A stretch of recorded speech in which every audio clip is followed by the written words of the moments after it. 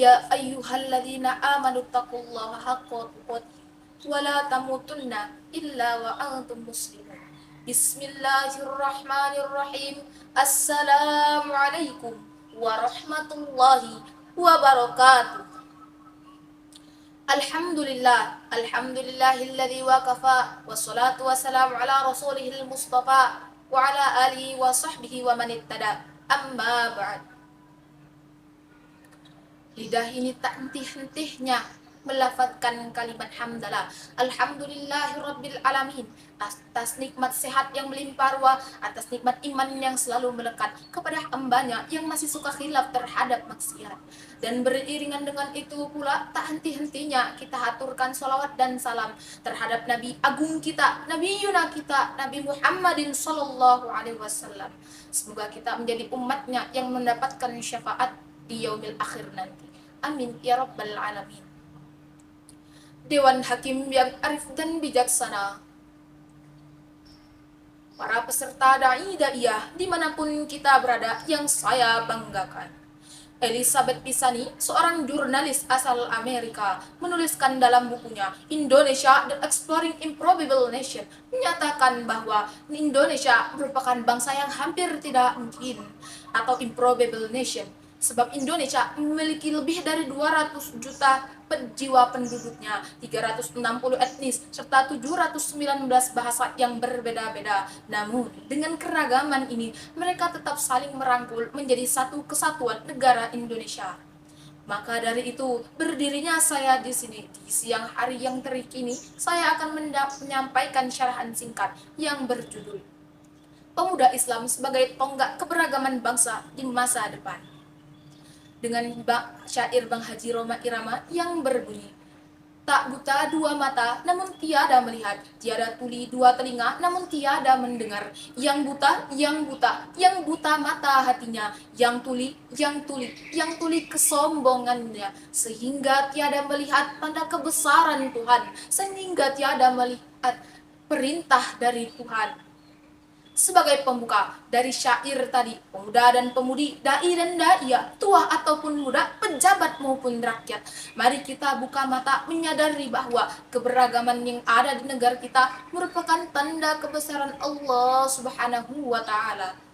Bahkan keberagaman ini menjadikan negara kita rahmatan lil alamin, sehingga bukan tempat kita untuk membanggakan kesukuan. Bukankah Rasulullah Shallallahu Alaihi Wasallam telah bersabda dalam hadisnya, bukan golongan kami orang-orang yang membanggakan kesukuan, bukan golongan kami orang-orang yang berperang demi kesukuan, dan bukan golongan kami orang-orang yang mati demi membela kesukuan. Hadis riwayat Abu Dawud. Tak terbayangkan jika keberagaman yang ada di tengah-tengah kita ini hanya menjadi slogan penghias, yaitu Bhinneka Tunggal Ika, hanya menjadi semboyan penghias di bawah lambang Garuda.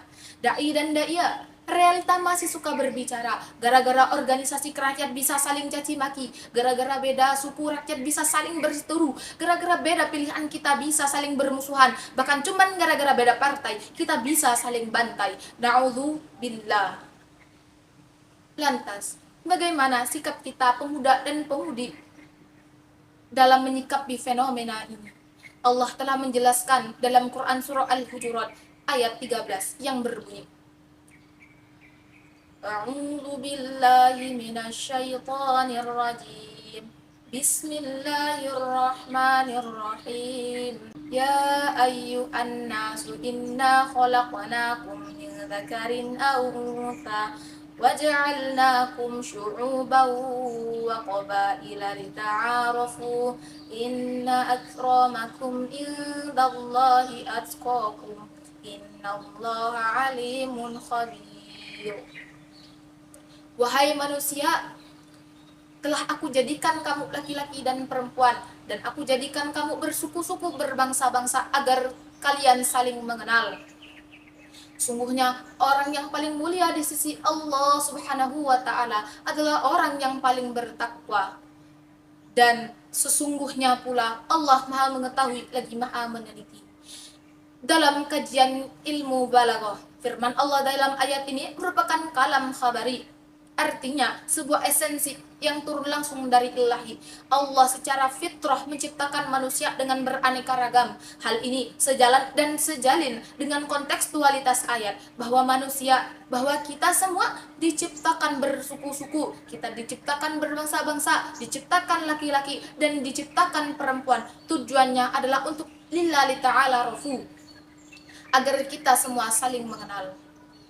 Ma'asyiral muslimin rahimani wa rahimakumullah.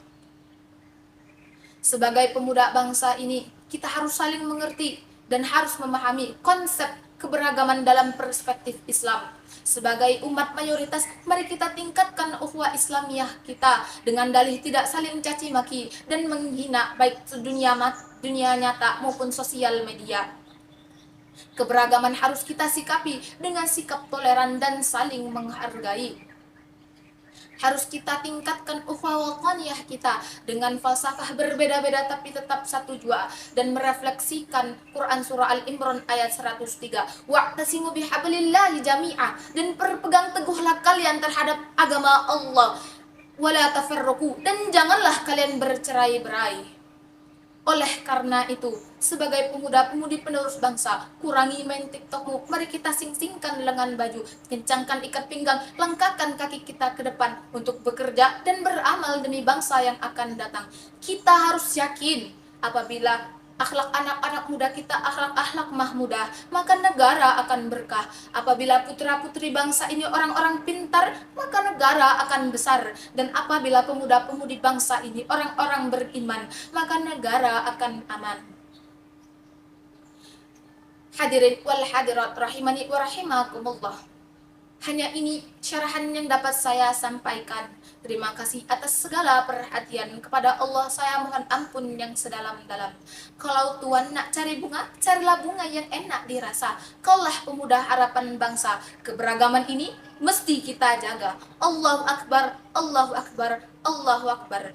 Billahi taufiq wal hidayah, waridha wal inayah. Tsumma salam. Wassalamualaikum warahmatullahi wabarakatuh.